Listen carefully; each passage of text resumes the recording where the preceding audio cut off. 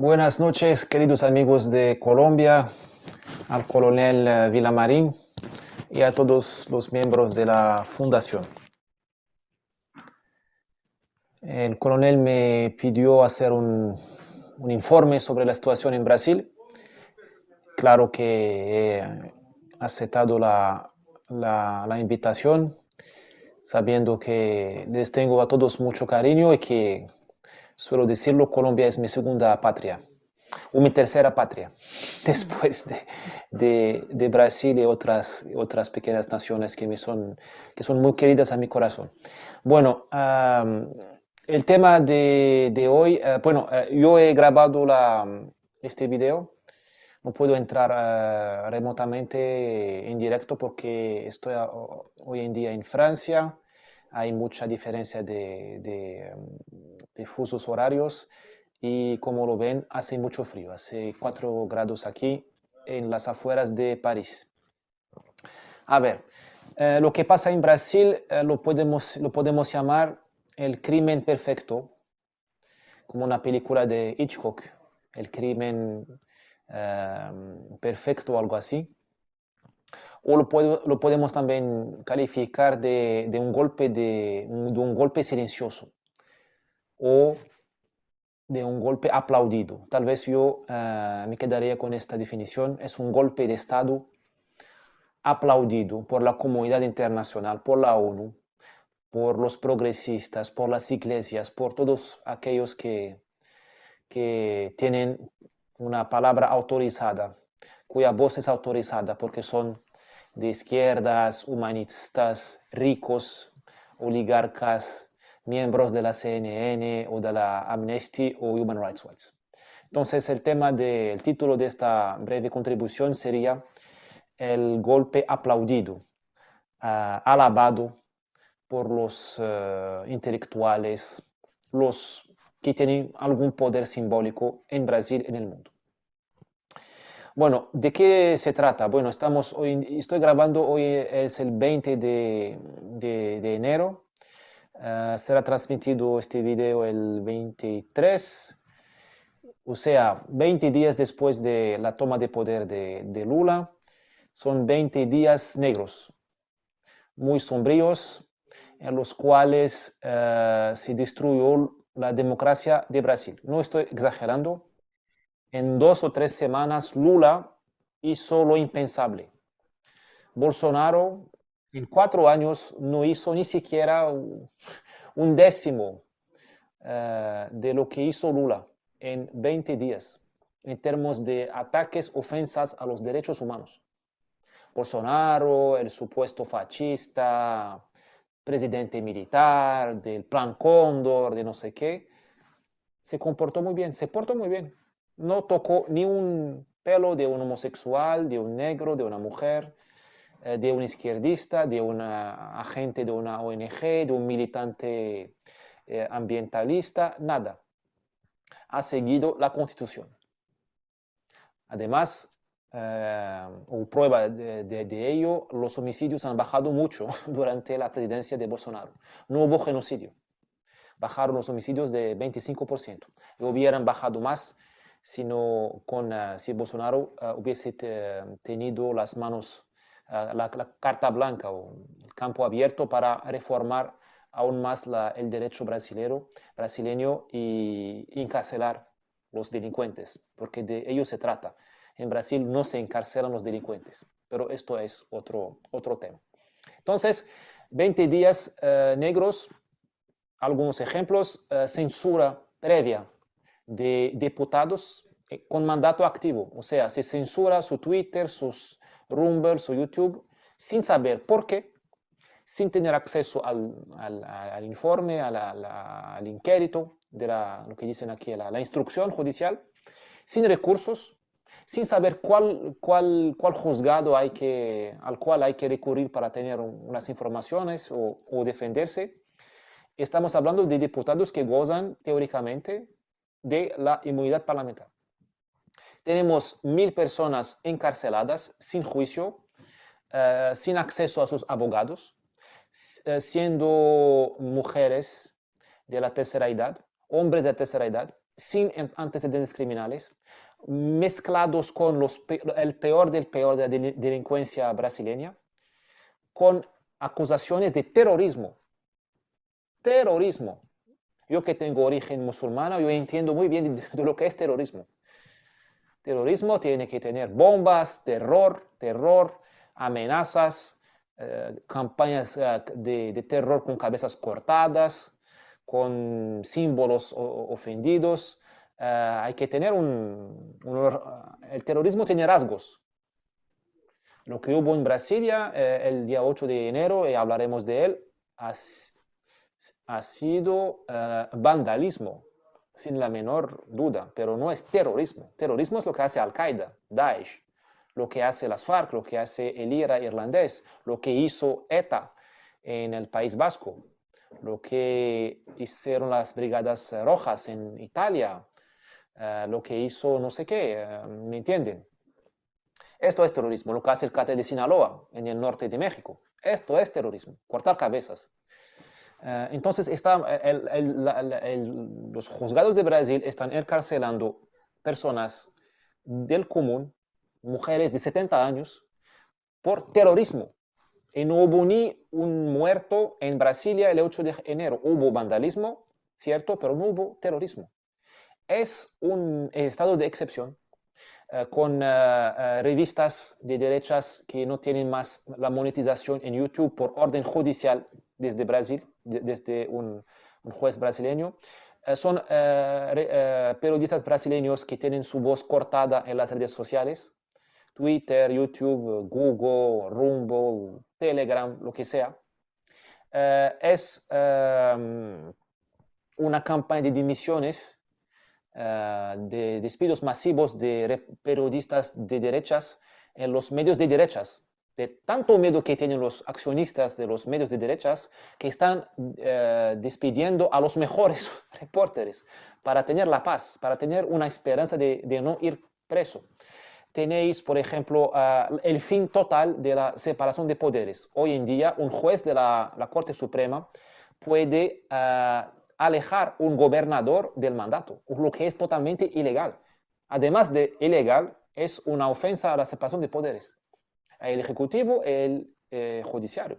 No se puede en Brasil suspender un gobernador. Hay un decorum, hay un ritual que es democrático, que se llama impeachment, que hay unos requisitos, hay unos requerimientos, pero no se respecta más. Un juez de la Corte Suprema, solito, en el medio de la noche, emite una orden de alejar el gobernador. En el caso ha sido el gobernador de Brasilia. Lo alejó por 3 meses porque no le gustó su cara. La verdad, no le gustó su manera de manejar la policía el día 8 de enero. Bueno, esto y tantos otros disparates como bloquear cuentas bancarias, o sea, el fin del derecho de la propiedad, ni se confisca el patrimonio de los narcotraficantes en Brasil. Fíjense, imagínense, se confisca hoy en día el patrimonio de un periodista que no hizo nada más que decir una opinión. En Brasil hoy en día usted no puede tener, no puedes dudar, discordar, no puedes el escepticismo hoy en día es un crimen en el Código Penal brasileño. No puedes preguntar nada. Hay que aplaudir la democracia, la defensa de la democracia, que es el golpe de Estado, que es el derrumbe, la verdad. Están derribando el Estado de Derecho en Brasil. Es muy, muy grave, es una catástrofe. Tal vez, bueno, todo es reversible en la vida, pero el impacto va a ser muy profundo y largo. ¿Cuál es el pretexto? ¿Cuál es el pretexto de esta catástrofe, de este golpe de Estado? Es el 8 de enero. Escenas de vandalismo en Brasilia. Graves, son muy graves, pero hay algo que no cuadra. Algunas cositas. Primero, la agencia de inteligencia de Brasil, que se llama ABIN, que es oficial, o sea, del gobierno de Lula, porque le responde, advirtió al gobierno brasileño de Lula que va a haber problemas. Advirtieron 2 veces. Esto es una información pública, está en la imprensa de izquierdas. que lo confesó, primero. ¿Por qué no se hizo nada? Además de no hacer nada, relajaron el dispositivo de seguridad. Los efectivos los reducieron. Despidieron los policías que rodeaban el corazón administrativo de Brasilia, donde se llama la Plaza de los Tres Poderes, o sea, Poder Judiciario, la Corte Suprema de un lado, el Parlamento, el Congreso, Parlamento, Senado y el Palacio del Presidente. Redujeron los efectivos. Dos cosas que no cuadran. Otra cosa, ¿por qué nadie disparó nada? En Brasil la policía dispara por un sí o por un no. Es un poco un cliché, pero es verdad, la policía no tiene miedo a disparar, porque ningún disparo ha sido efectuado. Cuando quedó claro que la intención de la muchedumbre era invadir y no manifestar, invadir los edificios públicos. Yo ni siquiera consigo entrar en mi casa en Sao Paulo sin mostrar mi DNI, mi cédula de identidad, sin siquiera ponerme sin ropa casi en la guarita, en el box de seguridad. Fíjense cómo ellos pudieron ingresar en edificios, primero, oficiales, supremamente oficiales, y segundo, amenazados. Todo el mundo en Brasil odia a la Corte Suprema. Los jueces de la Corte Suprema no consiguen ir al restaurante, no consiguen salir a la calle, ni a la calle en Washington o en Nueva York, porque hay brasileños por medio mundo y cuando topan con ellos los insultan. O tal vez, si no hubiera sido por la presencia de guardaespaldas, los hubieran matado o linchado. Entonces, la Corte Suprema se sabe amenazada. ¿Por qué no había unos guardias? No hubo nada. Además de ello, no hubo ocupación del local. Entraron, pasearon, como si uno pasea en el zoológico, y salieron. ¿Qué insurrección es esta? El M16 o 19, cuando ingresó en el tribunal en Bogotá, se quedó dentro. Primero mató gente y se quedó dentro. Estos bolsonaristas, terroristas, como dice la Corte Suprema de Brasil, el CNE en Brasil, estos terroristas no mataron a nadie y no se quedaron en el lugar del poder. Uno conquista el poder y no lo mantiene, no se aferra a él, no lo agarra con las manos. No, claramente hay zonas cinzas, grises en esto y hay algo muy que no cuadra, que no huele bien. No hubo reivindicación, no hubo manifiesto, no hay líderes, por supuesto, y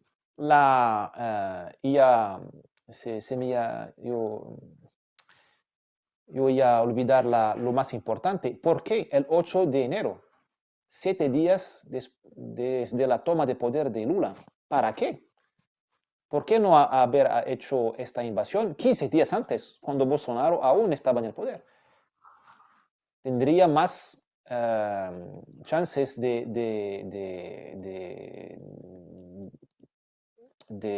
conquistar el poder. ¿Por qué uno ataca el Palacio Presidencial o la Corte Suprema, que todos detestamos, cuando está en el auge de su poder? Si yo fuese un golpista, un agente de la insurrección, yo calcularía mis chances de éxito y atacaría durante la presidencia de Bolsonaro, contando con la apatía o la complicidad del primer mandatario. Ellos atacaron 7 días después, 8 días después de la toma de poder de Lula. ¿Cuál es la lógica? No hay lógica.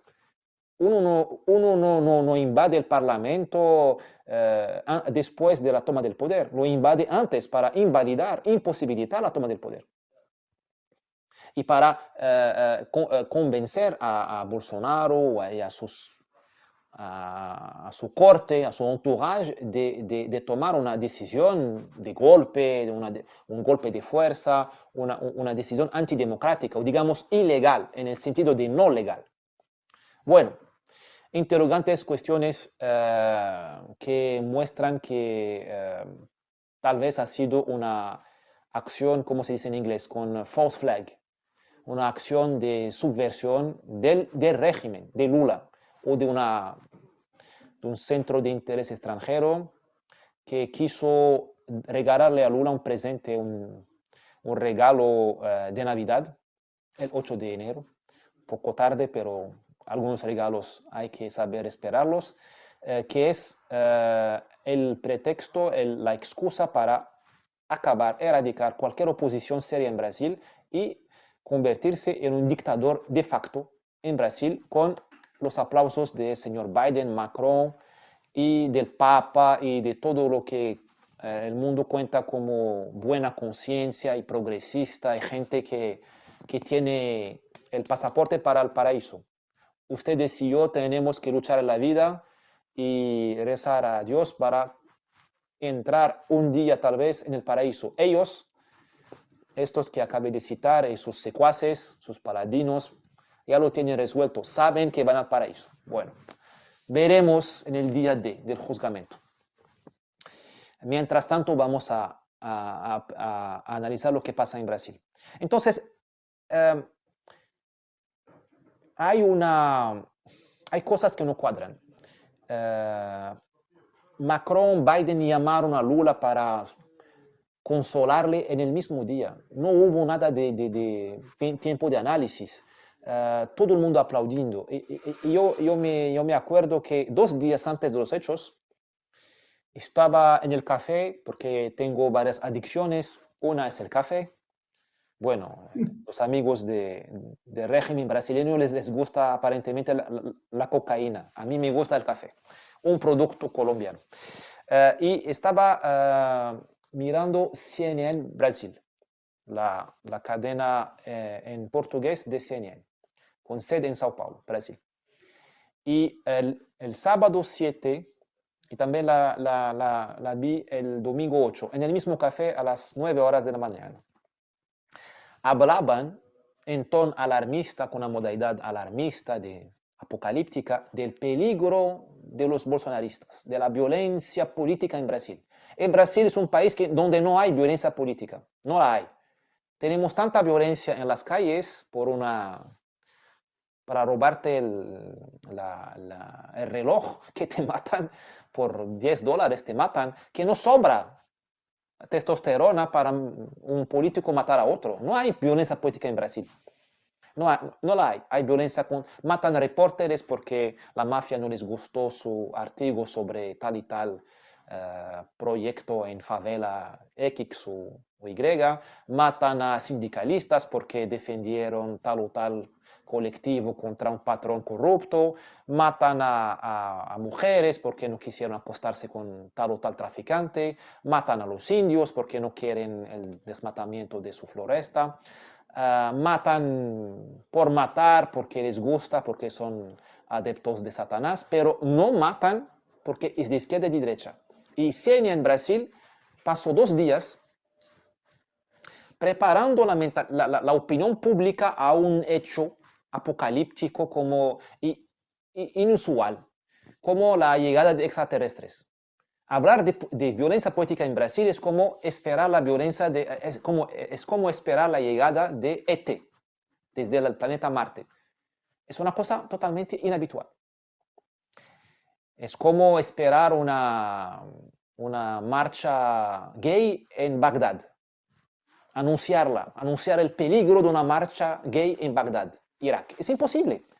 Es eso que hizo CNN 2 días antes de los hechos. Y yo me acuerdo que dije a mi esposa, hay algo, se prepara algo. Y aconteció el vandalismo providencial el 8 de enero. Bueno, el sistema se siente muy aliviado y porque toda su agenda ha sido ejecutada sin un tiro, sin una muerte. Es maravilloso, es un golpe de Estado maravilloso. Los brasileños pueden ahora vender consultoría a los insurgentes de medio mundo. Porque yo me acuerdo que Turquía tentaron derrubar a Erdogan en el 2015, 16, mataron a 200 personas en una noche. En Brasil se derroca un gobierno, se derroca un Estado de Derecho sin muertos.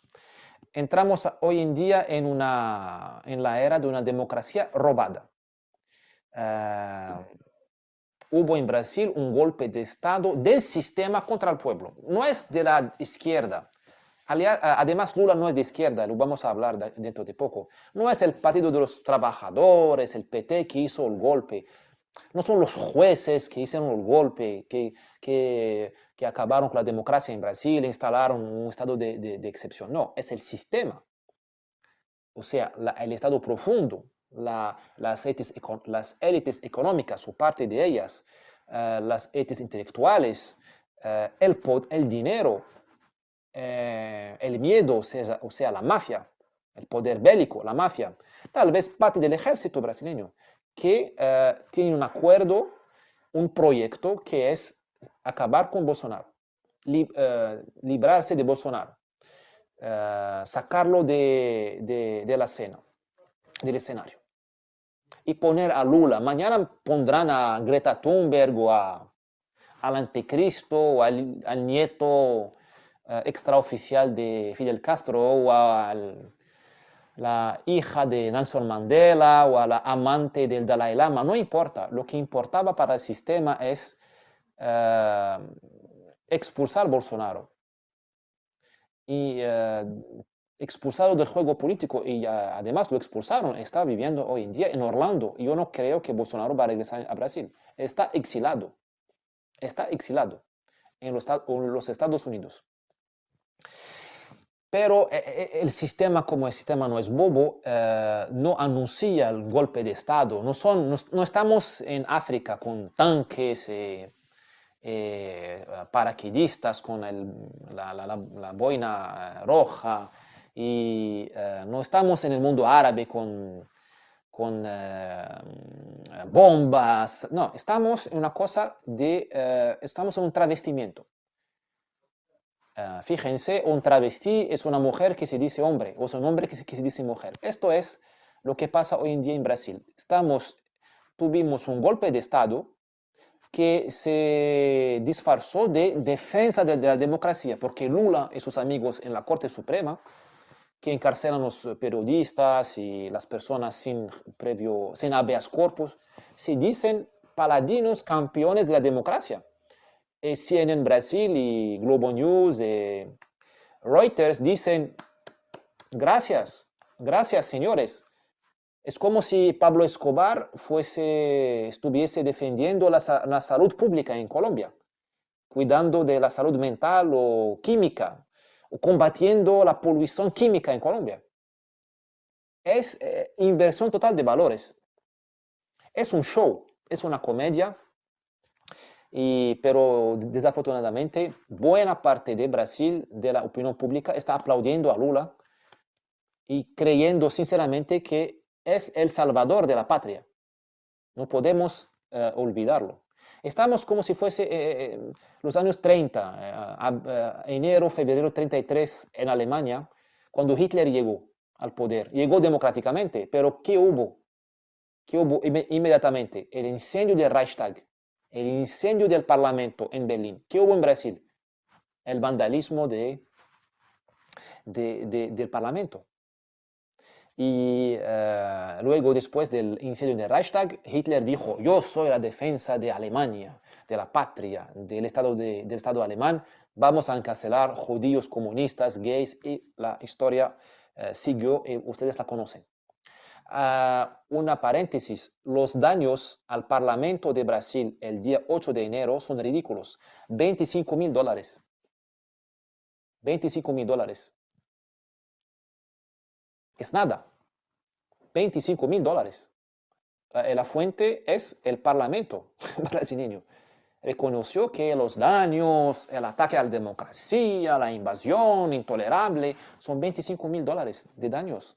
Bueno, es un día de langosta o de vino francés en el Parlamento brasileño. Es 4 horas de gasto de gasolina, de los carros oficiales, coches oficiales del Parlamento. Es un minuto de robo en Petrobras. Lo que el partido de Lula saqueó de las cuentas públicas se monta a más de 5 billones de euros. Esto es lo que la justicia brasileña consiguió recuperar, fíjense, recuperar de los cómplices del PT, de los ejecutivos de las empresas públicas nombrados por el PT, por el partido de Lula, que robaron y que confesaron los robos, devolvieron 5 $5 al tesoro público. O sea, robaron mucho más. Entonces, les pido por favor que comparen 5 billones de dólares con 25 mil dólares. Claro que no hay que invadir la Corte Suprema ni el Parlamento, pero tenemos que hacer la diferencia entre un homicidio y unas vías de hecho, un tapa en la cara. No es la misma cosa. ¿Eh? Hay un principio de proporcionalidad. Globo News, CNN, Amnesty, Biden, Macron están fijados con los ojos fijados en 25 mil dólares de daños. Se olvidaron los 5 billones de euros de la corrupción del partido de Lula. Pero ellos no son bobos ni tontos, saben muy bien lo que acabé de decir, hacen parte del proyecto. ¿Cuál es el proyecto de ellos? Ellos no son de izquierdas y saben además que Lula no es de izquierdas. Ellos son anti-brasileños. Ellos no quieren que Brasil sea un país serio, porque Brasil es una alternativa a Estados Unidos, a Europa. Es el pilar del mundo multipolar. China no puede vivir sin Brasil, porque Brasil le entrega soya, suco de naranja, arroz, carne. El mundo árabe con su petróleo, Qatar, Arabia Saudita, Egipto, no pueden comer sin la autorización de Brasil. Comen trigo de Brasil. Brasil hace trigo, porque Ucrania no lo hace más, Brasil lo hace. Comen pollo de Brasil. Si los camioneros de Brasil hacen una huelga, el mundo árabe se muere de hambre. Se muere de hambre. No llega comida en los puertos de Santos y Río de Janeiro y no sale comida hacia el mundo árabe. Entonces, si Brasil toma control de Amazonia seriamente para producir allá los medicamentos del futuro, saben, las moléculas del futuro, que son naturales, que serán naturales, o híbridas, naturales y artificiales al mismo tiempo. Si Brasil toma control de Amazonia, acaba Pfizer, acaba la supremacía occidental en la industria farmacéutica. Entonces, Davos, la orden mundial, quiere un Brasil de izquierdas, porque es la garantía que va a ser un país de fiesta, de cocaína, de alcohol, de carnaval, de mafia, de tiroteo, de balacera, de juventud destruida, de Estado fallido, de fronteras no controladas, de tragedia, de futilidad. Eso lo que quieren. Entonces, yo hablé de un golpe del estado del sistema y para demostrarlo aún más, yo necesito decirles algunas cosas que tal vez no se conocen en Colombia. Haré ahora una retrospectiva muy ¿cómo se dice? Muy sintética de la historia reciente de Brasil. Del 88 al 2018, Brasil vivió la vuelta a la democracia después de 20 años de dictadura militar. 64-84, dictadura militar, 84-88, transición política, y 88-2018, lo que llamamos la nueva República de Brasil. Del periodo militar 64-84, ¿cuál es el legado? Son varios legados. Uno que nos interesa aquí es la muerte de la derecha. Los militares que eran de derecha, del plan Cóndor, etc., persiguieron a la derecha. tanto como que siguieron la izquierda, porque ellos no querían alternativa política, no querían oposición, no querían ideas. Tenían sus ideas, algunas buenas, pero no querían ruido, no querían diálogo. Y persiguieron a la derecha liberal, económica, liberal, persiguieron a los líderes de derecha, persiguieron al capitalismo brasileño en su formato liberal, en su formato de Adam Smith. Toleraron, desarrollaron un capitalismo de Estado con mucha empresa pública. Lo que era necesario en Amazonia, había que hacer obras públicas, porque el capital privado no quería adentrarse en Amazonia por problemas de infraestructura y de riesgo, pero no dejaron oxígeno, no dejaron respirar a la derecha brasileña. O sea, cuando regresó la democracia, no había partidos de derechas, ni siquiera líderes, ni medios de comunicación, ni nada. Los izquierdistas vivían en el exilio, en París, en Cuba, regresaron y tomaron el poder. Tomaron el poder o en el gobierno con Lula o en las facultades, en la justicia, en los medios de comunicación, cuando no, además de, lo que quiero decir, tuvimos gobiernos de centro izquierda con Fernando Henrique Cardoso, pero el poder simbólico era con la izquierda comunista de Lula. Dominaron las universidades, los gremios estudiantiles, los sindicatos, la imprensa, los artistas. Cuando Lula llegó al poder en el 2002, 2002 o 2004, lo controlaba todo ya. Tenía era como dicen, el coronamiento de la toma del poder. Llegar a la presidencia era la última etapa de un proceso de toma del poder gradual de abajo para cima. Entonces, del 88 al 2018 tuvimos una alternancia entre dos formatos de izquierda. Una izquierda responsable, Fernando Henrique Cardoso, una izquierda caviar, digamos, que habla francés y toma champagne, y una izquierda más sindicalista que una izquierda Che Guevara. Bueno, que habla alto, que le gusta pasar las ferias, las vacaciones en Cuba, pero que no es una izquierda revolucionaria. Durante el mandato Lula, los dos mandatos Lula y Dilma, los bancos brasileños ganaron mucha plata. Los oligarcas brasileños nunca estuvieron tan ricos que bajo el sistema Lula-Dilma. Entonces, es una izquierda Che Guevara retórica, bueno, que le gusta provocar, pero que de manera factual no hace nada contra el capitalismo. Ha sido cooptada por él. Y vive muy bien en un país de desigualdades, un país de oligarcas. No es el problema. Odebrecht nació con Lula. La fortuna de Odebrecht nació con Lula. Los frigoríficos que hacen carne en Brasil, JBS, GBS, João Batista, una cosa, son oligarcas que nacieron con Lula. Lula decidió darles el dinero público. Hay un banco en Brasil que se llama BNDES, Banco Nacional del Desarrollo Económico Social, que es un banco que decidió transformar en rico, en billonario, a algunas personas escogidas a dedo por Lula. Tú vas a ser el rey de la carne. Bueno, tómate un préstamo sin tasa de interés.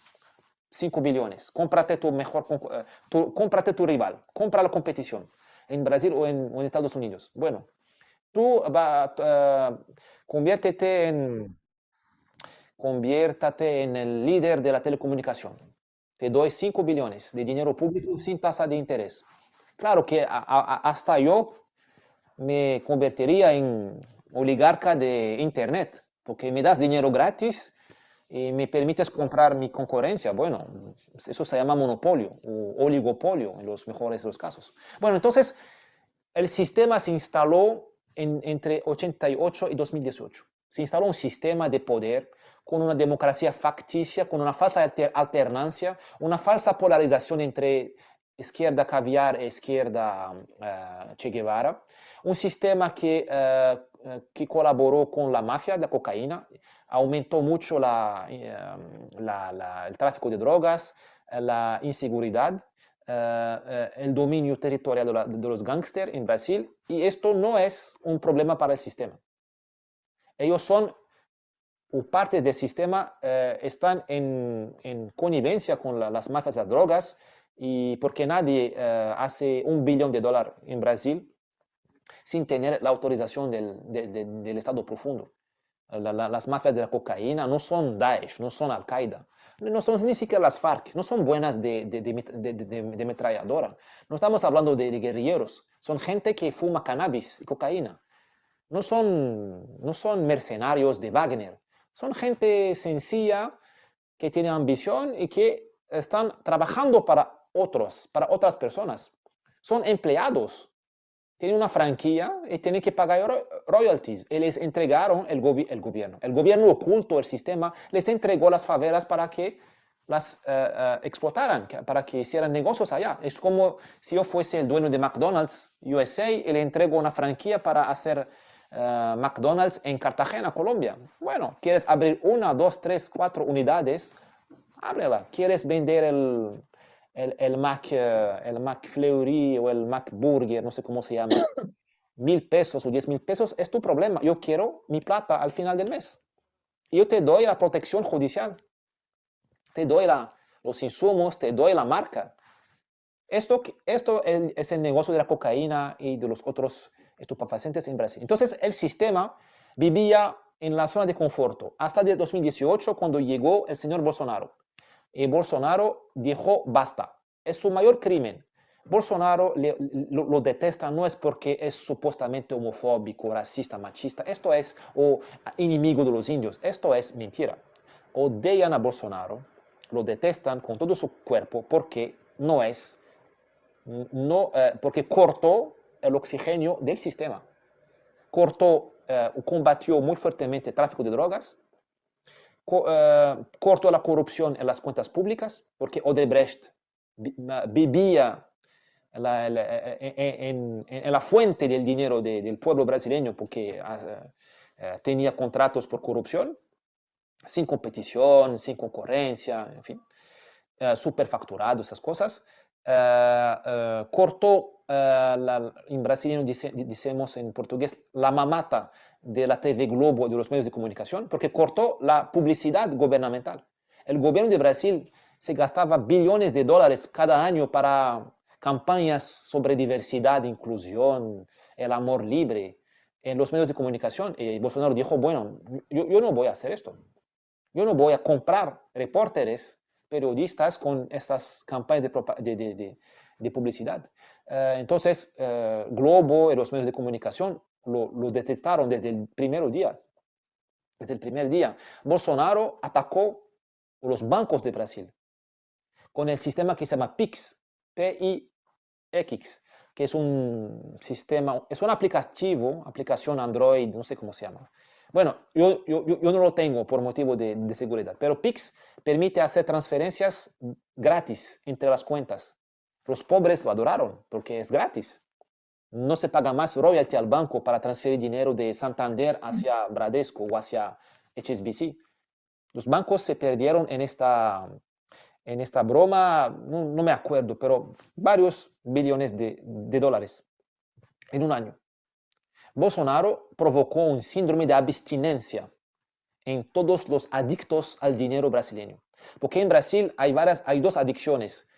3 a la cocaína, ok, pero esto no es brasileño, es mundial. El señor Petro cree que esto no es un problema, pero una emancipación.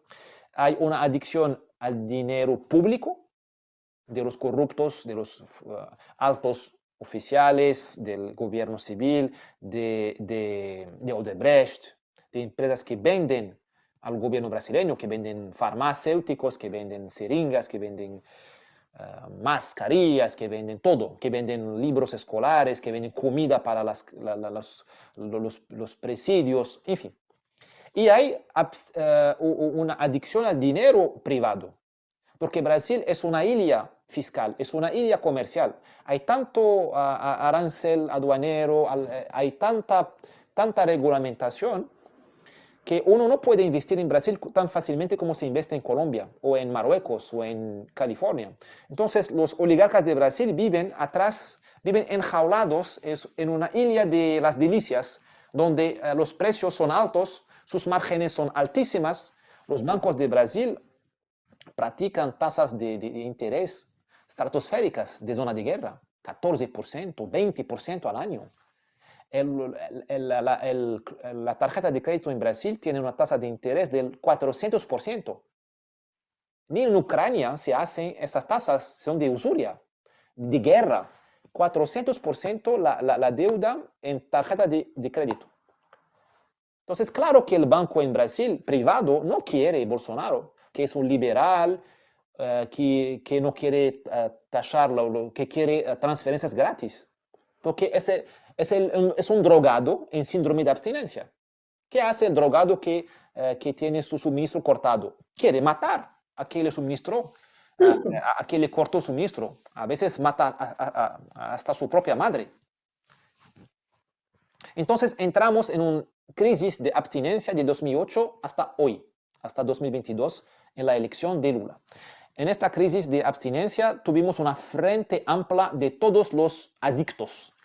En esta frente amplia, él habla de parte del capitalismo brasileño, los bancos, parte de la industria que vive del proteccionismo y que Bolsonaro quería suspender porque es un liberal económico, quería abrir las fronteras como en Colombia, quería hacer libre comercio con Europa y la industria, o parte de ella no quería. Al contrario del agronegocio, la agricultura brasileña quiere libre comercio porque es muy, muy competitiva. Entonces, esta Frente Amplia diseñó el proyecto de retoma del poder y eligieron Lula como vector. ¿Por qué Lula? Porque Lula es el único líder en Brasil capaz de vencer a Bolsonaro, por las buenas o por las malas. Es el único que hay.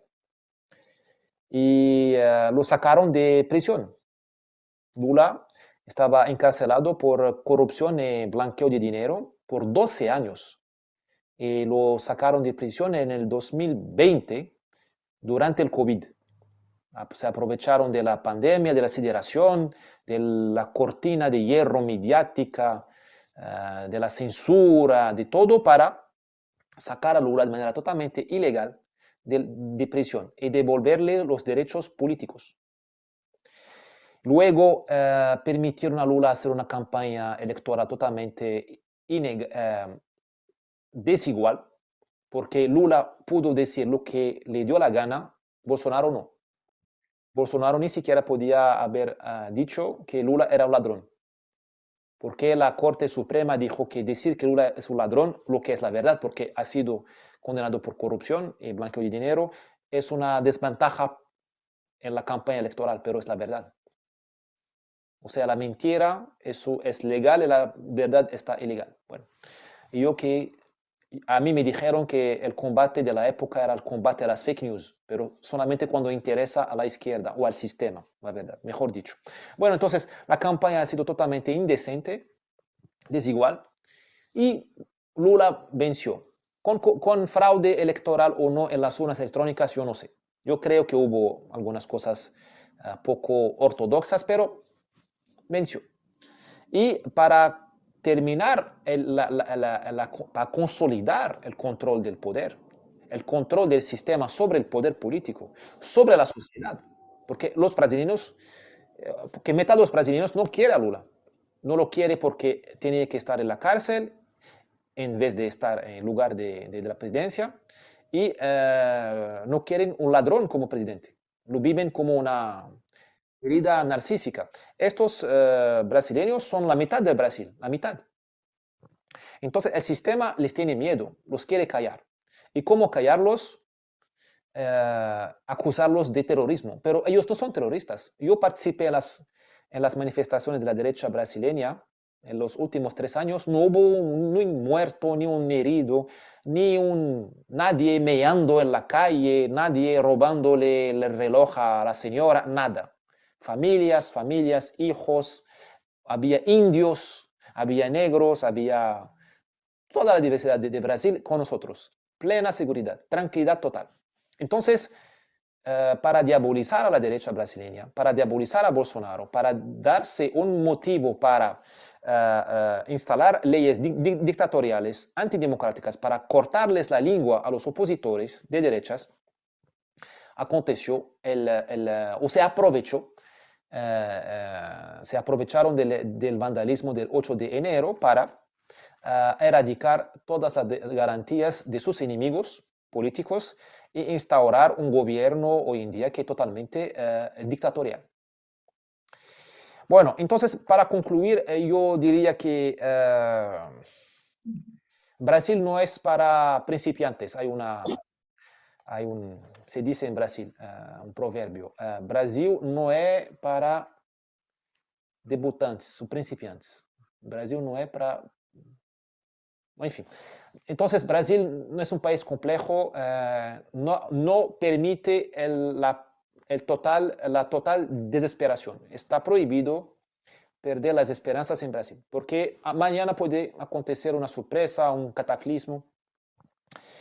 Por ejemplo, ¿quién dice que Lula va a sobrevivir? ¿Quién dice que Lula va a vivir 4 años, hacer su mandato? No sabemos. Parece que está enfermo, no sabemos. ¿Quién dice, cómo se explica el hecho que el vicepresidente de Lula sea el señor Alckmin, que es un señor de centro izquierda, de izquierda caviar? Tiene 1 millón de defectos, pero no es un comunista, no tiene nexos con narcotráfico, no es corrupto, es bastante razonable. ¿Por qué se candidató como vicepresidente de Lula? Contra su propio partido, que nunca le va a perdonar el hecho de haberse juntado a la izquierda Che Guevara. Si Lula muere, entra Alckmin, vicepresidente, aplicando la Constitución, es otra historia. Otra historia. Es la socialdemocracia de nuevo. ¿Es un cáncer? Sí, pero no es un cáncer, es una tendinitis. El gobierno Lula es un cáncer. Cualquier gobierno de socialdemocracia será una tendinitis. Entonces, no hay que escoger, no hay que pensarlo mucho. Bueno, puede ser. No sabemos también cuál va a ser la relación entre Lula y los jueces, porque los jueces lo sacaron de la cárcel, le abrieron el camino con dinamitis, con bombas hacia la presidencia, le entregaron un gobierno dictatorial, lo que nunca aconteció en el Brasil reciente, le dieron todos los comandos, pero ¿ellos mandan el Lula o no? Porque me parece que Lula es más rehén de quien lo sacó de prisión que líder del país. ¿Cómo alguien sacó a Pablo Escobar de prisión? Yo no me acuerdo. ¿Quién lo sacó de prisión en Colombia? ¿Quién iba a sacarlo de prisión en Colombia? Los yanquis. Lo iban a extraditar de Colombia. Pero liberar a Escobar o no sé qué, a los hermanos Ochoa, no sé cómo se llaman, los Restrepo, es muy difícil. Puedes tener regalías en prisión, puedes comandar la prisión, pero sacarte de prisión necesita dinero, poder. O sea, es un favor enorme que le hicieron a Lula. ¿Cuándo les va a devolver el favor? ¿A quién? ¿A quiénes tiene que devolver el favor? ¿Cuál favor le pidieron? Porque uno no saca a alguien de prisión gratis para conseguir una bendición. ¿Qué quieren? ¿Será que Lula será capaz alcanzará a agradar estos intereses, estos lobbies que yo desconozco, no conozco? ¿Qué tal mañana? ¿Qué va a pasar mañana si Lula tiene una discrepancia con los jueces? Porque Lula tiene 1000 defectos, pero no es bobo y tiene lideranza, no quiere compartir el poder. A Bolsonaro los jueces no lo dejaron gobernar, le tiraron varios poderes. ¿Qué va a pasar mañana si Lula quiere decir A y un juez de la Corte Suprema quiere decir B? ¿Quién va a tener la última palabra, la palabra final? Yo no sé. Podemos tener un Brasil con Lula en una pelea con los jueces. Lo que sería una buena noticia, por lo menos no vamos a tener una dictadura, porque cuando hay discrepancias dentro de las facciones de la junta, digamos, hay espacio para uno vivir, circular, como un pez, como un pescado, ¿sabes? Hay agua para circular. Cuando todo está unificado, con la cohesión de partido, la lógica de disciplina de partido, de una línea única, no hay espacio para uno sobrevivir. Es una roca. Bueno, Brasil no es para principiantes y no podemos, y tal vez eso es lo que quería decir, Bolsonaro no acabó. Bolsonaro está en Orlando, Florida. Tal vez podrá hacer un pacto con una facción del sistema que no está contenta, que no está feliz con lo que pasa en Brasil. Brasil es muy grande. Cuando hablo del sistema brasileño, son gigantes. Hay el mundo del agro, el mundo de las armas, de la minería. No es solamente la moda en Sao Paulo, los restaurantes de Sao Paulo. Además, entre paréntesis, los restaurantes están con Bolsonaro. Las grandes redes de restaurantes están con Bolsonaro. O estuvieron con Bolsonaro. Eh, el sistema en Brasil no se resume a los bancos, a la bolsa de Sao Paulo. Entonces, tal vez el ejército no sabemos lo que va a hacer. Tal vez se va a abrir se va a formar, cristalizar otra frente amplia y va a hablar con Bolsonaro y lo va a cooptar y transformarlo en un candidato del sistema, como Lula lo es. Bolsonaro, su principal problema es ser antisistema, lo que es su cualidad. Por eso lo soportamos. Pero se demostró que el sistema es más fuerte en Brasil que el pueblo. Y tal vez una facción del sistema va a hacer una alianza con Bolsonaro, hacer una metamorfosis de Bolsonaro, transformarlo en un portador de una bandera liberal, conservadora, pero no mucho, y a favor de algunos intereses económicos. Y este Bolsonaro 2 podrá regresar dentro de 4 años.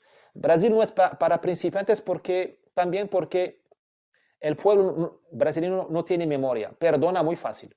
No es el pueblo alemán que se autoflagela. No. El brasileño, dentro de 2, 3 carnavales, se habrá olvidado de todo esto. Y Bolsonaro podrá regresar dentro de 4 años, o sea mañana, pero con alianzas oligárquicas. Esto será mi última palabra, estamos entrando, la verdad, no en un mundo multipolar, solamente, no sé, no estamos entrando en un mundo post-occidental, no estamos entrando en un mundo estamos entrando en un mundo de oligarcas, donde la política traduce, refleja la batalla entre oligarcas. Y gracias a Dios, los oligarcas no están de acuerdo entre ellos. Vean ustedes, Elon Musk, el dueño de Twitter y de Tesla y de PayPal, no es un progresista. Al contrario de los dueños de Facebook. Gracias a Dios. Pero es el mundo de los oligarcas. En nuestro mundo hoy en día no puede haber un Bolívar, no puede acontecer un Bolívar o Napoleón, un hombre político puro. Se necesita mucha plata y los estados son tan corruptos y las empresas privadas son tan corruptas que uno no puede, que ellas los estados, las empresas privadas te van a trabar, te van a bloquear en el camino, te van a crear obstáculos en tu camino. No van a dejar a Bolívar a emerger. No van a permitir un Napoleón, un Lenin, un Mao. En fin, eso lo que decirles. Lo siento, no puedo contestar las preguntas. Es una grabación. Muchas gracias por haberme invitado. Viva Colombia, viva Brasil, viva la democracia y verán ustedes que nosotros que nos tachan de derechistas, de fachas, de no sé qué, somos los últimos defensores de los derechos humanos. Bueno, entonces es un mensaje de orgullo.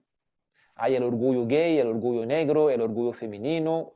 Hoy en día yo les sugiero hacer nuestro orgullo conservador de derechas, que es el orgullo de los derechos humanos. Nosotros somos los últimos defensores de este humanismo y por esto que nos persiguen, que nos atacan.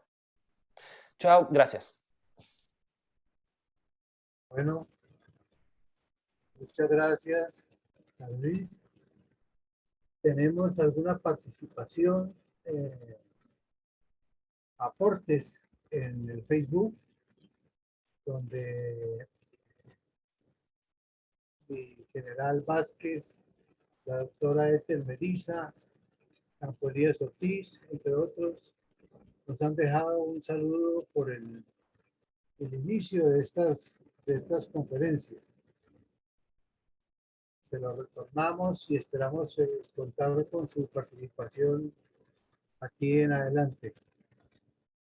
Eduardo Patiño ha dejado varios aportes que los voy a resumir en que Lula es más papista que papa. Espero cualquier reacción de los bolsonaristas para hacer una purga y quizás buscar el totalitarismo. Ojalá no se dé. ¿Qué tal no confiscar ninguna propiedad de los narcotraficantes? Algo parecido a lo que de pronto nos va a tocar vivir acá. Es muy similar lo que hicieron las Big Tech con Donald Trump.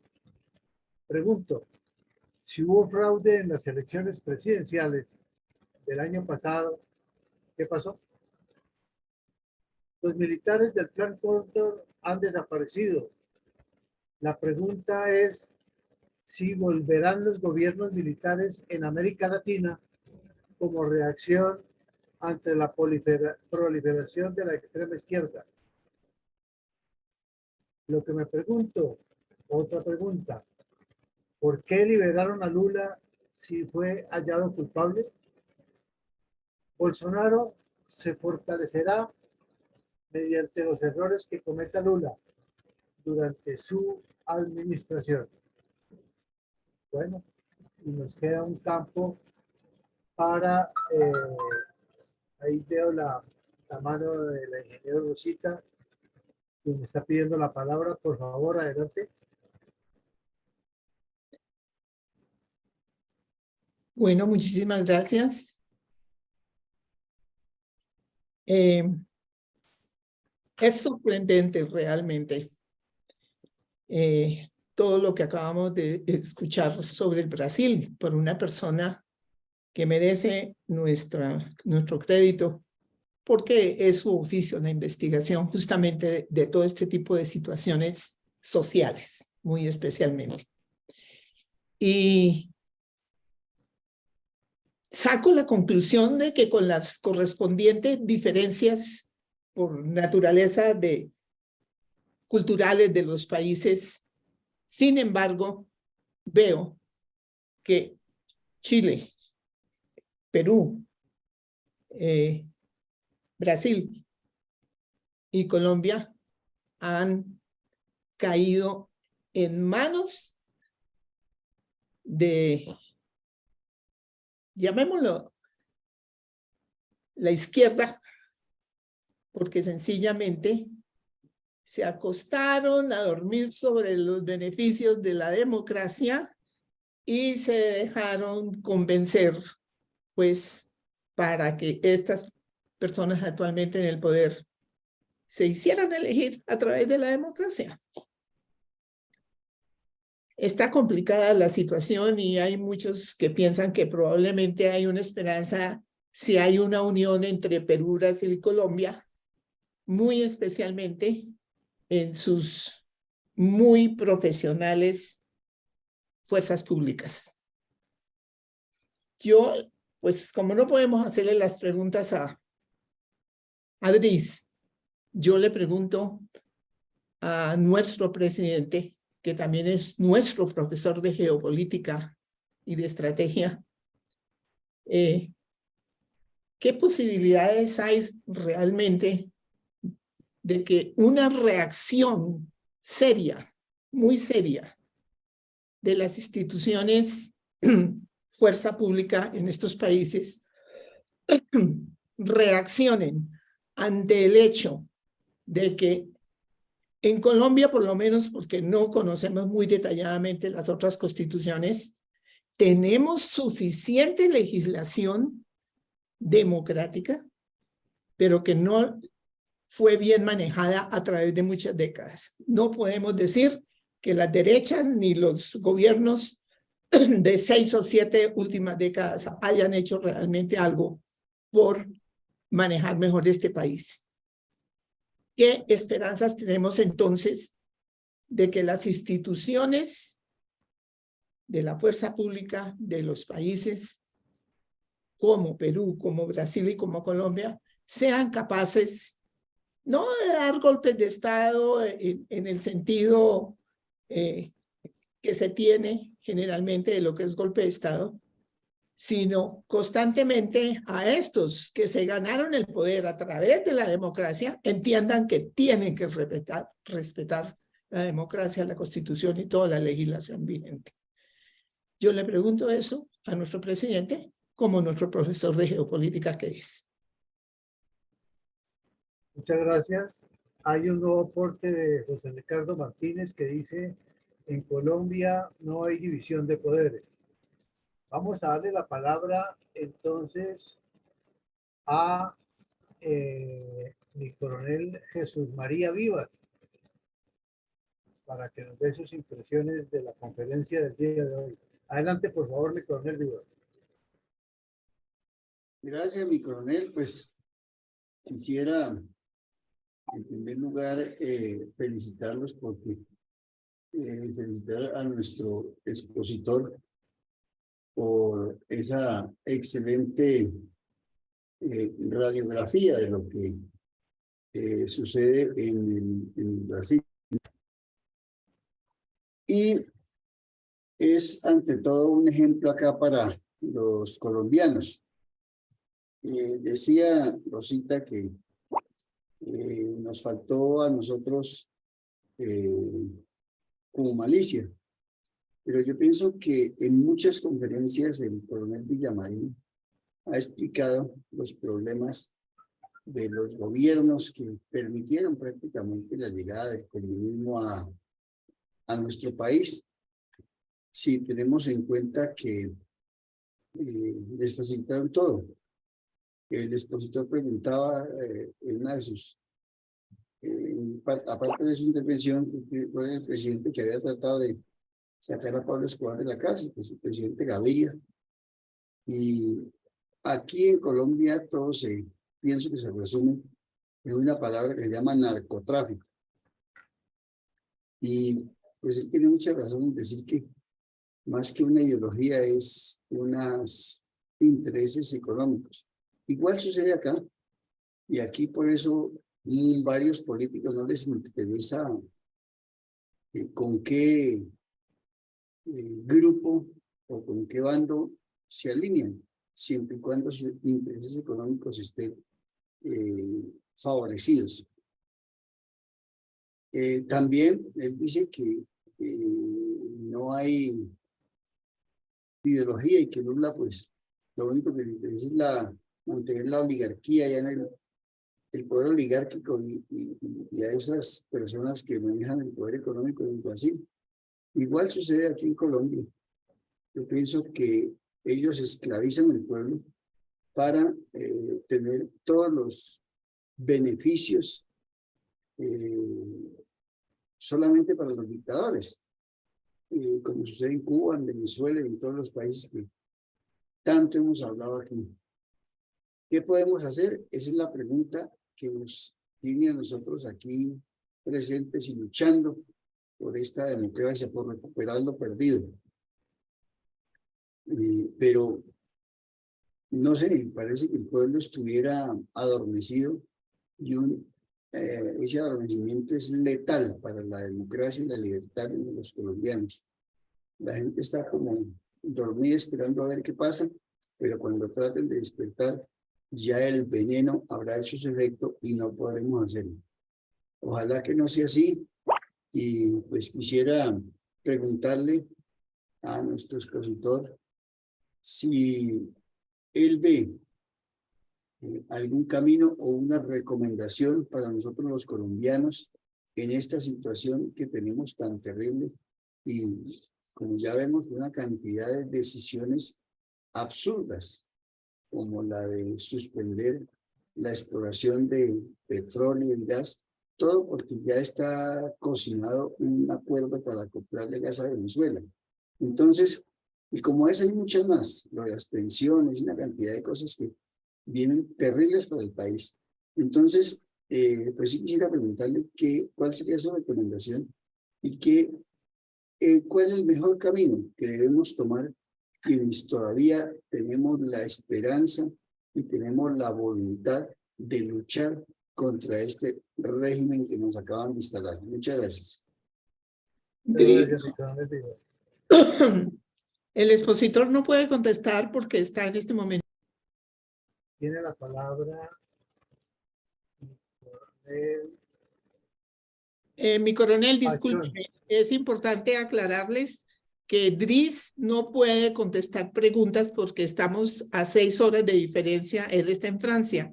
Entonces pienso que lo lógico es dirigirle las preguntas a nuestro profesor de geopolítica, que es nuestro coronel Villamarín. Mi coronel Pachón, adelante. Don Eugenio, buenas noches y a todos los integrantes de este conversatorio. Muchas gracias por esa información que nos dieron en la tarde-noche de hoy. La verdad que es una situación muy polarizante y nosotros estamos prácticamente a la par de esa situación, que empezar a dejar en libertad o con los intentos de dejar en libertad a quienes destruyeron la infraestructura del transporte y sus medios, pues no tiene ninguna presentación. Lo que dice Petro, pues nosotros no vamos para ninguna parte. El país se les está saliendo de las manos a todos. Afortunadamente, pues hay alguna mediana esperanza con las palabras del fiscal frente a que no permitió conceder la petición de libertad de algunos vándalos. Pues el oficio nuestro en este año tan crítico de elecciones regionales, pues es tratar de inducir al vecino, al amigo, al compañero, de evitar las mínimas equivocaciones frente a la elección de gobernadores, diputados, alcaldes, concejales, ediles. Porque la verdad que, pues sí, hay algunas personas dentro de nuestro gremio que tienen muchas capacidades, pero por la razón de ser, de que somos algunos superiores y otros subalternos, difícilmente nos ponemos de acuerdo. Pero la verdad que es preocupante la situación de nuestro país. En las noticias de hoy de mediodía, pues mostraban ahí la manera como algunos campesinos están tratando de sacar sus cosechas a lomo de mula. Eso lo hicimos nosotros, aquí en pleno centro del país. Yo creo que las personas que nacieron hasta el año 70 lo hicieron en el campo. Y todavía lo siguen haciendo porque no es posible que los alcaldes de estos municipios pequeños mantengan en buen estado las vías. Entonces la situación es bien crítica para todos, para unos y para otros. Gracias. Ese es mi concepto frente a los hechos del Brasil. Gracias. Gracias, mi coronel Pachón. Javier Flores, tiene la palabra. No sé, veo interrumpido ya el micrófono de mi general Urueña. No sé si también quisiera participar. Por el momento, Javier Flores tiene la palabra. Le agradezco, mi coronel Alarcón, le agradezco mucho. Entré un poquito tarde y no la copié todo, pero realmente es muy importante seguir en esta rutina, con estas conferencias que nos enriquecen y nos abren a ver qué camino se puede tomar en el futuro. Muchas gracias. Muchas gracias, general. Javier Flores, adelante, por favor. Buenas noches para todos, cordial saludo para mi coronel Villamarín.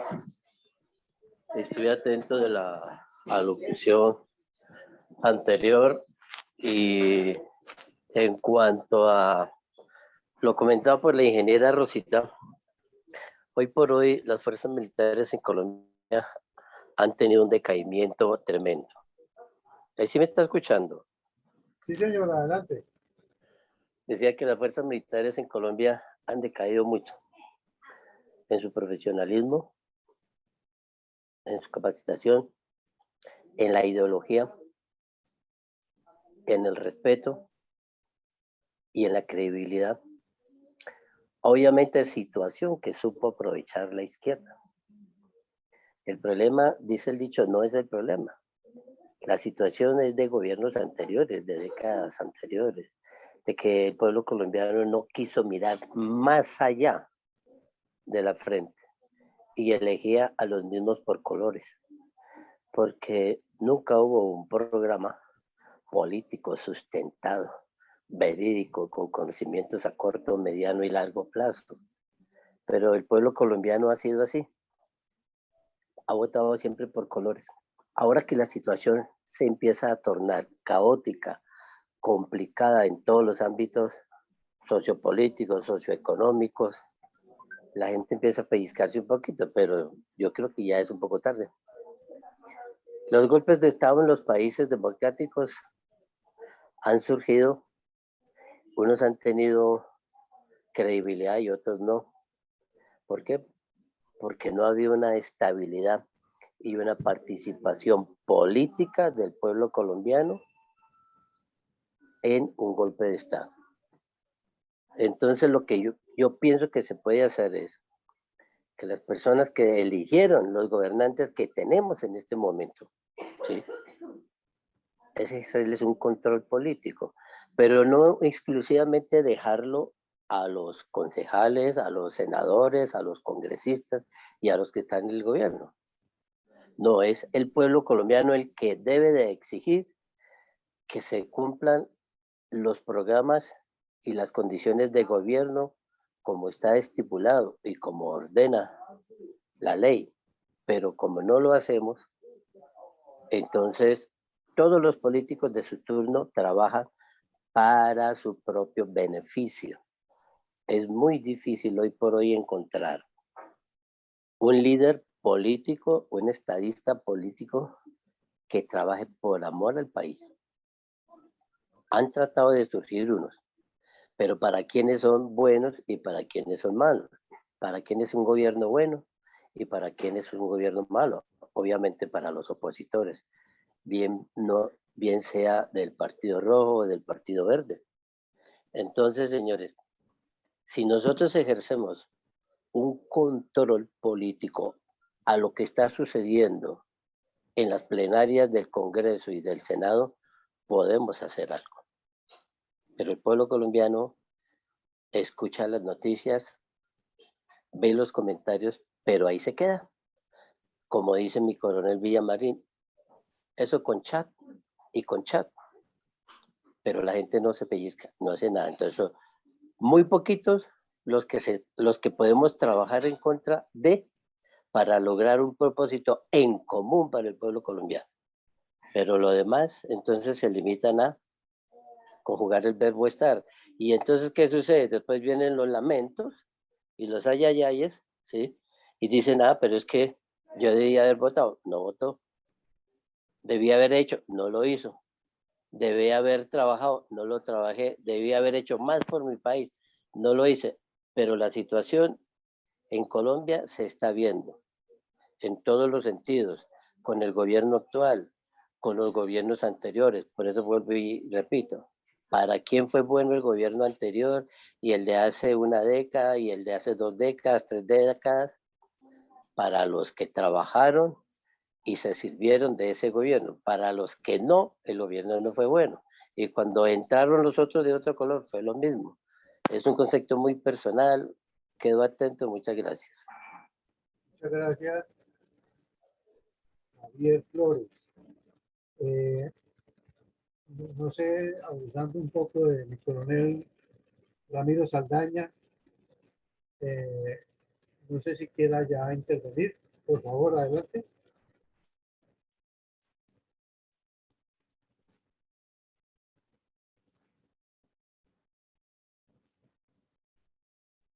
Coronel Saldaña.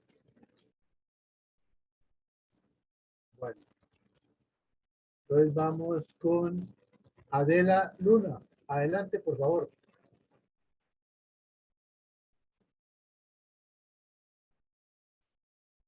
Muy buenas noches, un saludo especial para todos, para mi coronel Villamarín, para todos los superiores, para todo el panel, a nuestro invitado también que no está en este momento, pero excelente su exposición. Qué bueno saber de que nuevamente tenemos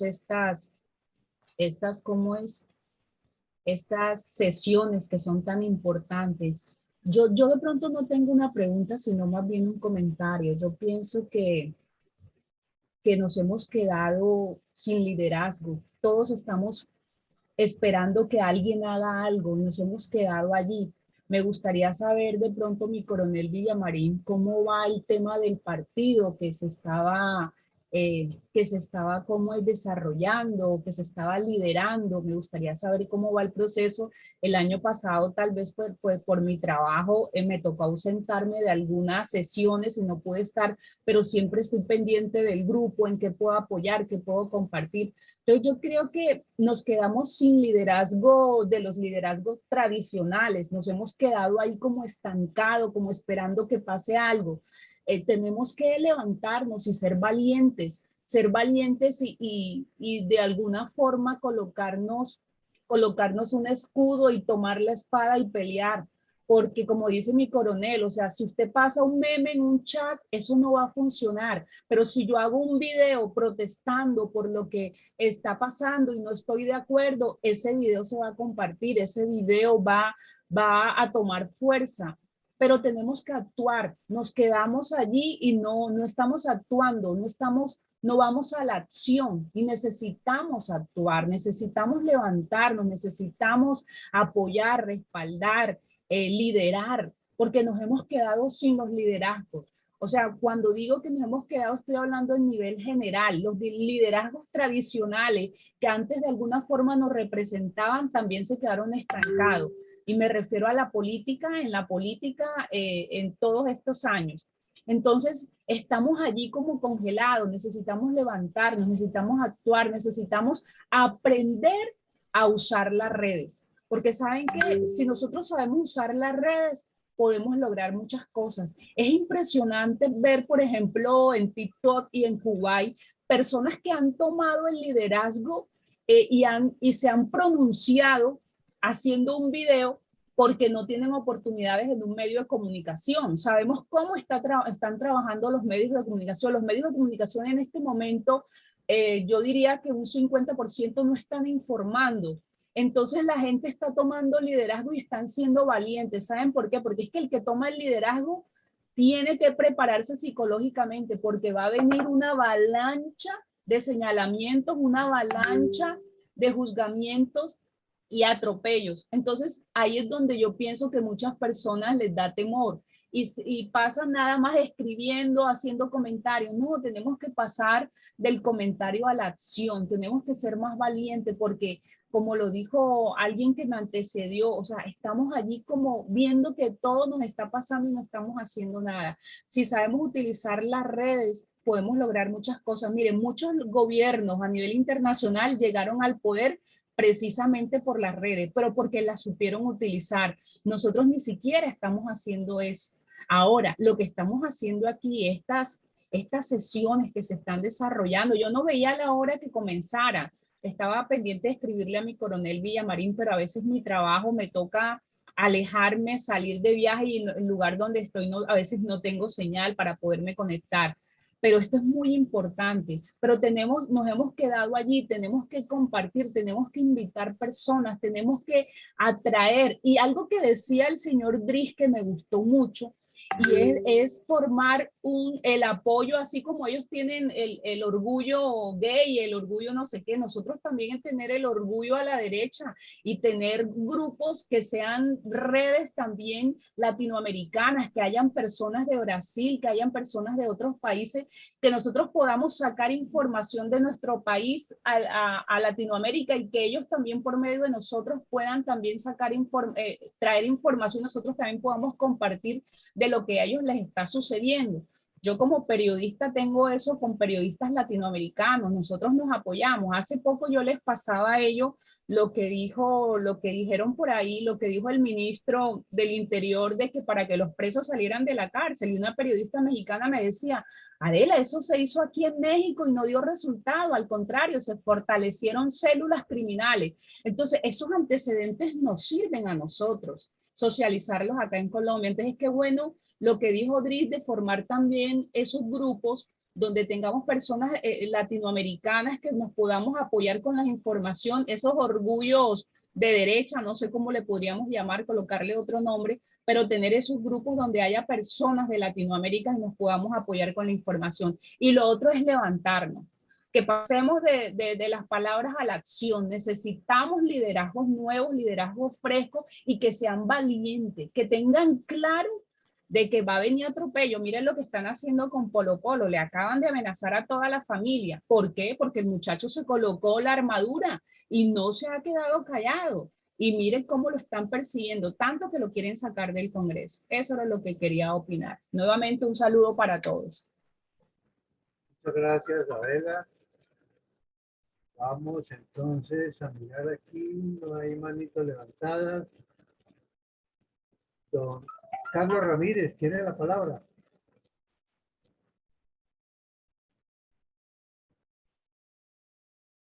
Por lo contrario, entonces, vamos a darle la palabra a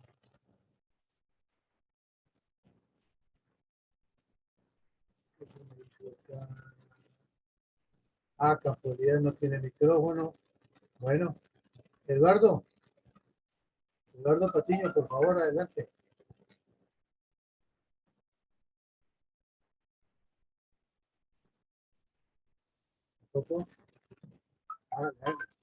Dale. Buenas noches. Buenas noches.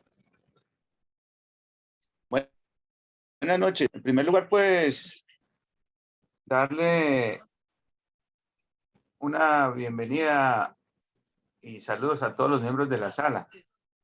En segundo lugar, pues, muy interesante.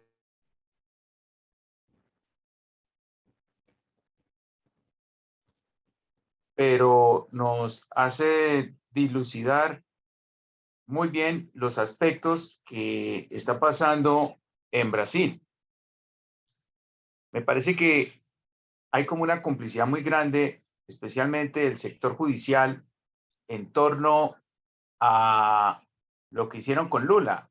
Si fue hallado culpable jurídicamente, y pues yo pues personalmente respeto mucho a Lula en la medida que gobernó 8 años y según dicen los analistas redujo la pobreza en un 33%. Es incomprensible, si fue hallado culpable, cómo lo dejan liberarlo, dejarlo en libertad para que pueda postularse a la presidencia. Me parece que es como ilegítimo. De igual manera, a mí me parece que, pues, todas estas situaciones que ha pasado en Brasil fue muy similar a lo que pasó en Estados Unidos cuando entraron a disputar el poder por la Casa Blanca Donald Trump y pronto Donald Trump vuelva al poder, a la Casa Blanca, así como Bolsonaro, que se va a fortalecer por los errores que vaya a cometer Lula da Silva en este quinquenio brasilero, porque ya gobernar por un tercer mandato no va a ser lo mismo a los 2 periodos que tuvo Lula, que fueron de bonanza. Van a haber muchos más problemas los que se avecinan. No todos los sectores políticos y económicos están con Lula, y como el margen diferencial electoral fue mínimo, entonces pues van a haber muchos problemas desde el punto de vista institucional en la nación brasilera. Le va a quedar muy difícil a Lula gobernar. Por eso no es fortuito que se están creando pues actores de poder políticos y económicos que están tomando fuerza y están en contra del gobierno de Lula. Sectores como los transportadores que hicieron un bloqueo y un paro, en lo cual bloquearon las carreteras y generaron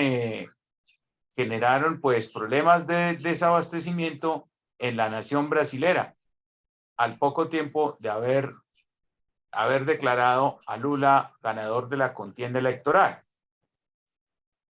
Pienso que van a haber muchos paros contra Lula da Silva en Brasil, así como lo que se está proyectando aquí en Colombia con Gustavo Petro. Va a haber un nuevo paro en febrero, si no estoy mal, el 12 de febrero, le llaman el 12F, y parece que va a ser un paro general por todo lo que está haciendo el actual presidente colombiano. Y sin embargo, pienso que algunos proyectos del actual presidente de Colombia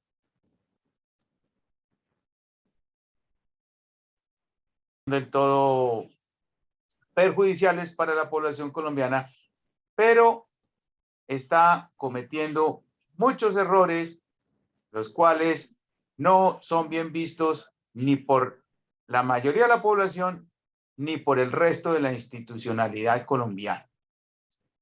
Entonces, yo pienso que es necesario una unión de todas las fuerzas democráticas sin buscar protagonismos de ninguna especie, como dijo Simón Bolívar en la Guerra del Oriente venezolano en 1817, cuando veía que todos luchaban por su cuenta para pelear contra los españoles, como Bermúdez, Saraza, Santiago Mariño, los hermanos Monagas. Él decía, no se puede, oye, el general Piar, no se puede combatir por separado, hay que unirnos todos. Y si es el caso, yo depongo el mando, como decía Simón Bolívar, pero tiene que haber un mando único. Aquí tiene que haber un mando único, y no solamente desde el punto de vista. Queremos que las fuerzas democráticas prevalezcan y se pueda neutralizar el crecimiento de la extrema izquierda en América Latina. Muchas gracias. Muchas gracias, Eduardo. No sé si ya está listo Carlos Ramírez. Bienvenida para mi coronel Carvajal. Entonces, mi coronel Villamarín, hemos corrido por todos los que han querido intervenir. Desafortunadamente, mi coronel Ramiro Saldaña tiene problemas de micrófono. Y hemos quedado con las impresiones, sabiendo que todo esto va a quedar, tanto los aportes del chat, va a quedar en Facebook, y seguramente nuestro conferencista los va a ver y les dará su oportuna respuesta con la autorización de mi coronel Villamarín. Entonces, mi coronel Villamarín, llegó el momento de las conclusiones, llegó el momento de el cierre y la bendición para el día de hoy. Adelante, por favor, mi coronel. Bueno, mi coronel, muchas gracias a usted y a todos los asistentes, y de nuevo pues la bienvenida para todos en este nuevo año de actividades académicas de este espacio, en el que traemos siempre temas de mucha actualidad y personas que nos ilustran muchísimo como la brillante exposición que nos hizo hoy Dries Gal. Realmente el problema de la diferencia horaria impidió que Dries estuviera aquí, porque en París pues ya es 1 hora de la madrugada, la cual no queríamos causarle ese traumatismo. Entonces nos envió el video, pero naturalmente le haremos la consulta de que nos ayude a contestar, en particular la pregunta de mi coronel Vivas. ¿Qué recomendaciones nos daría él a nosotros para, como colombianos, trabajar? ¿Cuáles ideas él tiene? Porque él conoce además muy bien Colombia y la ha estudiado muy bien. Como todos vimos, estuvimos muy atentos, con el ojo muy avisor en todo lo que nos explica Dries. Nos queda siempre esa reflexión de que no todo lo que escuches, dalo por cierto, ni todo lo que veas, dalo por cierto, sino entra más en el análisis. Y respecto a lo que los medios presentan en torno a Lula, es evidente, como lo vemos también que está pasando en Estados Unidos. Al señor Biden le encuentran un montón de documentos clasificados, pero es que no es tan grave porque él sí ha facilitado que la prensa, que la justicia opere. Eso se llamaría en derecho un atenuante, pero el delito es tan grave como el que cometió el señor Trump de guardarse esos documentos para él, como el que lo comete el señor Biden. Pero la prensa le da la vuelta y todos los que entrevistan dicen lo mismo. Es que Biden sí está colaborando, sí, pero se llevó los documentos, cometió el delito, violó las normas del manejo de la documentación clasificada. Y aquí vemos en el Brasil lo mismo. Seguramente el señor Bolsonaro cometió errores, como lo dice Dries en su explicación, pero es que Lula tiene muchísimos más pecados y le dan la vuelta y deja pensando que si Lula sabía que estaba prevista la acción de los vándalos contra la sede del Congreso y lo permitió y ha hecho todo este show, es porque está siendo parte de. Pero alrededor de eso hay una preocupación que nos llama la atención en este momento, son los viajes del señor Petro, uno a Venezuela y otro a Brasil, obviamente a la posesión de Lula, y otro a Chile. Fueron 3 viajes muy seguidos, inclusive el de Chile tuvo que suspenderlo por el tema del problema en la carretera en el departamento del Cauca. Pero mirando a fondo, el señor Petro no estaba viajando ni a coordinar que le ayudaran con el ELN, ni a buscar la solidaridad para su premio Nobel de Paz, que desde luego lo está haciendo. Es parte de... No, lo que está haciendo el señor Petro es moviendo cielo y tierra por todo el continente para que el señor Pedro Castillo regrese al poder. Y todas esas marchas que están ocurriendo en el Perú las financia el narcotráfico. En estos días va a venir un general que fue director de la Dirección contra el Terrorismo peruano y conoce muy bien el tema y nos va a explicar aquí qué es lo que está pasando. Pero de acuerdo con los contactos que tenemos en el Perú, es exactamente lo mismo que ocurrió en Colombia.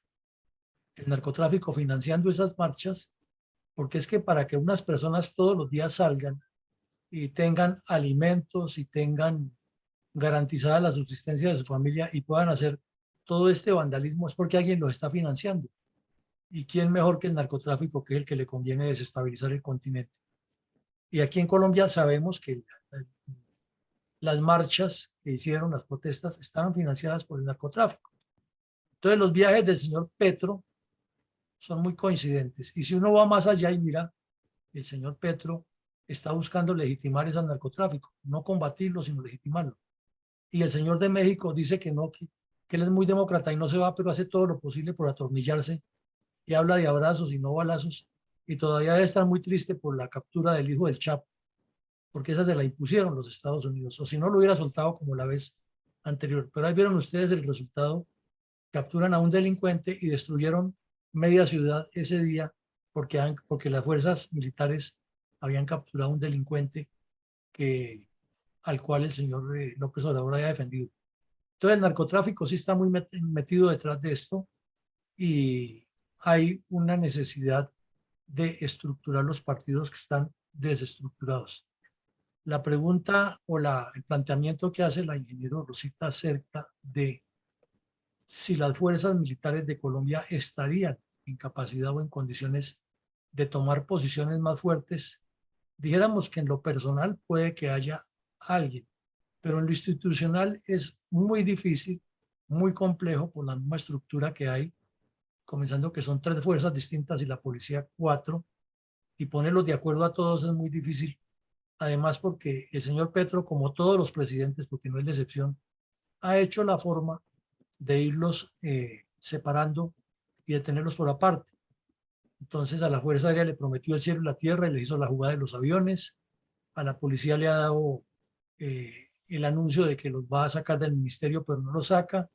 Y con ese ministro que tenemos, que es un personaje experto en dividir para reinar y que lo pusieron exclusivamente a que termine de hundir, es muy complejo encontrar que haya una unidad. Sin embargo, no se puede descartar en un momento de suprema tribulación como los que están pasando, por lo menos aparezca alguien que se le pare en su puesto y le diga esto no es así y genere una reacción. Pero en conjunto no lo vemos. Lo que sí es preocupante es que el país no tiene, y eso lo hemos dicho muchas veces aquí, un partido político. No hay partidos políticos, hay esas agrupaciones clientelistas electorales y desafortunadamente nuestra reserva, a pesar de que se le dice de 1000 maneras, se les invita a los directivos de todas las agremiaciones, a los que tienen varios grupos, por distintas formas se les envían las invitaciones, no vienen, no asisten, no creen en la formación. Todos quieren ser políticos y ahí vemos que hay candidatos para la gobernación en el Valle y en Santander, que hay candidatos para alcaldías en Ibagué, en Bucaramanga, en Cali, que alguien por allá propuso que es que crear los partidos políticos de cada región y que en el Congreso trabajen. O sea, una cantidad de posiciones disímiles y veíamos que en Bucaramanga, para ser más específicos, hay 2 grupos, uno que dice que tienen aval del Centro Democrático y otro que está recogiendo firmas para lanzar a un candidato a la gobernación, pero que van a trabajar en llave. Nadie entiende eso, pero es la fórmula que están planteando ellos. Y lo peor es que como no hay un concepto claro, entonces se acercan al sol que más les alumbra. Y se ha repetido, y lo han repetido muchos de los que están aquí en la sala, en los chats, que volver a seguir a quienes nos llevaron a este fracaso, pues es más de lo mismo. Y si queremos eternizar a Petro, no es sino volver a lanzar un candidato de esos por el cual la gente no va a votar, porque ya el hecho de lo que hizo este señor de Bucaramanga es más que suficiente para que las personas no van a votar. Y si votaran y esa persona gana, viene la segunda parte del tema. ¿Cuál es el proyecto con el cual va a bloquearle la estrategia de Petro? Porque si Petro pierde, vuelve a lo mismo que ya sabemos, a destruir ciudades y a bloquear y a decir que no le dejaron, que le hicieron trampa. Entonces, hace falta crear el partido por el que preguntaba ahora Adela. Pues la fundación sigue trabajando, sigue insistiendo, no hemos parado, a pesar de que no estaban los eventos académicos, todo el periodo estuvimos insistiendo en eso, haciéndole los análisis al gobierno de Petro, análisis serios, se han publicado por diferentes medios y redes, pero parece que a las personas de la reserva nos entrara por un lado, por un oído, nos saliera por el otro, y al mismo país. Ya el cuento de las marchas se fatigó y lo peor es que cuando comienzan a pelechar de las marchas, los mismos que han llevado el país al fracaso, la gente también se fatiga y las personas, el país está buscando algo diferente, pero ¿cómo? ¿Dónde? ¿Quién? Y si le pregunta a la reserva, dice, nómbreme un líder que nos saque adelante. Es que no es un líder. Lo que necesitamos es un proyecto, es un equipo. Entonces, insistámosle a eso, tratemos de vender esa idea, a ver qué se logra, porque de lo contrario, esto seguirá en un derrumbe tenaz y los oportunistas buscando la solución. Para mañana continuaremos con el ejercicio académico de la memoria histórica y por la noche traeremos a un conferencista muy versado en temas electorales que nos va a seguir ilustrando. Les pedimos el favor nuevamente que inviten a todos los contactos, les digan, mire, estamos trayendo a las personas que nos ilustran acerca de todos los temas políticos, electorales, estructurales y todas las actividades de desarrollo que tiene que ver con la formación política. Asistan a eso, escuchen. Si quieren ser candidatos para gobernar hasta Marte, pues sean candidatos, nadie les dice que no, pero fórmense primero. Y al formarse primero ya aparece la estructura de un movimiento, porque se dan cuenta que esas golondrinas solas no van a ser verano. Mi coronel Alarcón, ¿tiene algo para agregar? Sí, señor, mi coronel. Tenemos un aporte final que nos ha hecho Henry Ramírez, que dice lo siguiente: resalto de la exposición de Diris su apreciación sobre los intereses del orden mundial, como les interesa que Brasil se mantenga bajo un régimen que no le permita desarrollar todo su potencial para evitar que se convierta en competidor como potencia de primer orden. Finalmente, hemos dejado en el chat un artículo, el último artículo que ha sacado mi coronel Villamarín, que se denomina Reflexiones acerca de la masacre en Monterrey Park y otros tiroteos en Estados Unidos.